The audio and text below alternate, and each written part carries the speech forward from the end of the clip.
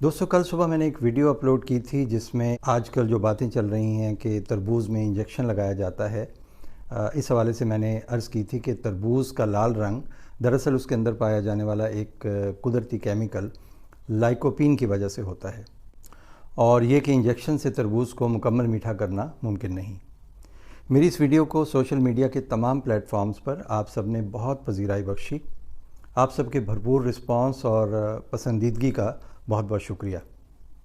लेकिन आज की वीडियो में मैं कुछ वजाहत करना चाहूँगा।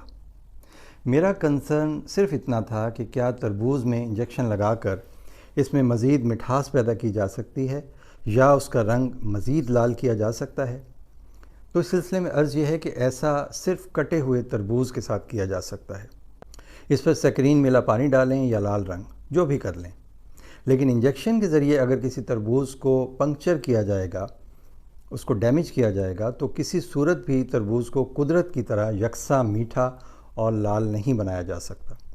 इस बात से मैं इनकार नहीं करता कि जिस तरह दूध देने वाले जानवरों को कुछ लोग ऑक्सीटोसिन के इंजेक्शन लगाकर ज़्यादा दूध हासिल करने की कोशिश करते हैं, इसी तरह फलों का साइज़ जल्द बड़ा करने के लिए या उन्हें जल्दी पकाने के लिए शायद कुछ केमिकल्स का इस्तेमाल भी होता हो। लेकिन इंजेक्शन लगाकर तरबूज़ के जायके और मिठास को बढ़ाना या उसके रंग को मज़ीद दिलफरेब बनाना मुमकिन नहीं, क्योंकि ऐसा करने से ये मिलावट या एडल्ट्रेशन साफ़ तौर पर पकड़ी जाती है। वो किस तरह, आइए देखते हैं। ऐसा तरबूज़ जिसके साथ इस तरह का अमल किया गया हो वो जल्द ख़राब हो जाता है। काटने पर उसके अंदर कुछ जगहों पर रंग और जायका मुख्तलिफ होगा। जबकि मैंने देखा है कि हमारे यहाँ जब तरबूज़ ट्रकों से अनलोड होते हैं तो हमारे काश्तकार या किसान भाई या जो भी तरबूज़ बेचते हैं वो तरबूज़ का पूरा ट्रक या ढेर बेचने तक वहीं क़याम करते हैं।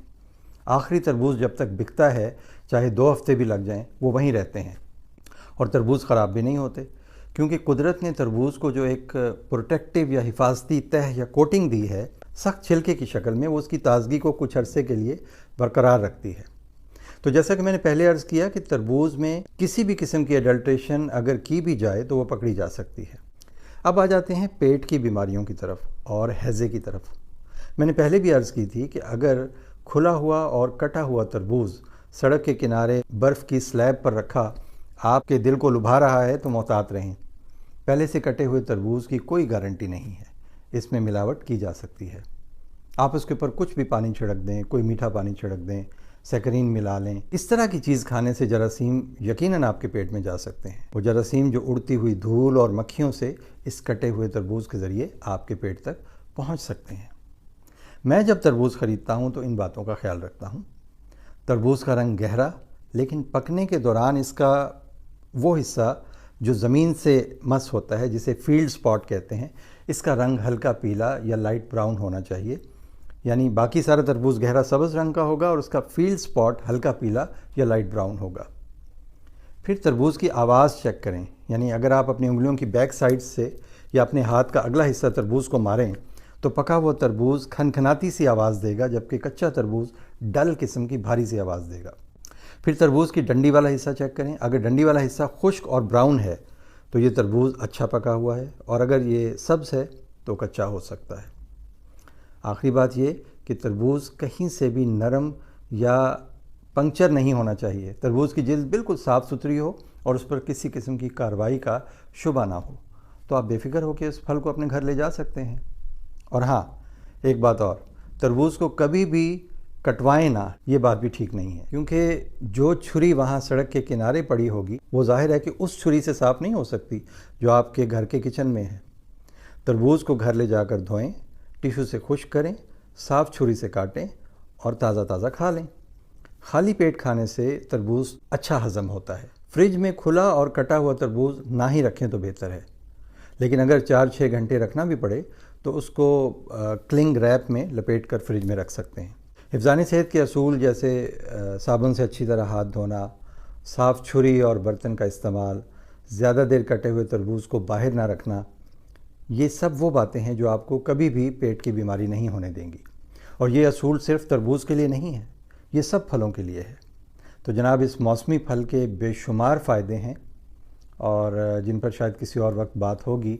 یا آپ انٹرنیٹ پر بھی سرچ کر سکتے ہیں کہ تربوز میں کون کون سے وائٹامنز پائے جاتے ہیں، یہ پانی کی کمی کس طرح پوری کرتا ہے، اور مختصراً یہ کہ گرمیوں کا ایک بہترین اور لاجواب تحفہ ہے۔ اور آخری بات میں یہ کہنا چاہتا ہوں کہ اس دنیا میں ہر شخص کا اپنا اپنا مطمع نظر یا پوائنٹ آف ویو ہے۔ میں نے اپنی ویڈیو کے کمنٹس میں دیکھا ہے کہ آپ میرے خیالات سے متفق ہیں یا تعریفی کلمات لکھ رہے ہیں، میں اس کے لیے آپ کا ممنون ہوں، لیکن کچھ جذباتی دوست ان کمنٹس میں ان لوگوں کی ویڈیوز کا ذکر کر رہے ہیں جن میں ہماری اس ویڈیو سے متضاد پوائنٹ آف ویو ہے، اور اس بات کو لے کر دوست دوسرے ویڈیو بنانے والوں کے لیے بری زبان کا استعمال کر رہے ہیں، یا یوں کہہ لیں کہ انہیں ٹرول کر رہے ہیں۔ یہ درست طرز عمل نہیں ہے، اور یہ بات میرے آپ جیسے دوستوں کو زیب نہیں دیتی۔ سوشل میڈیا ایک کھلی کتاب ہے، جو ہم کہتے ہیں، جو ہم لکھتے ہیں، اسے کوئی بھی ہمارا اپنا آج نہیں تو کل ضرور دیکھ لے گا اور پڑھ لے گا۔ اور اگر مثال کے طور پر ہمارے گھر کا ہی کوئی فرد ہماری کہی ہوئی نازیبا بات یا کمنٹ کو پڑھ لے اور زندگی میں کسی وقت اسے ہمارے سامنے لے آئے تو کیا اچھا ہوگا؟ تو نیگیٹو کمنٹ سے پرہیز کرنا چاہیے۔ آپ اختلاف کریں، لیکن وقار اور احترام کو ملحوظ خاطر رکھتے ہوئے۔ امید ہے آپ آئندہ اس بات کا خیال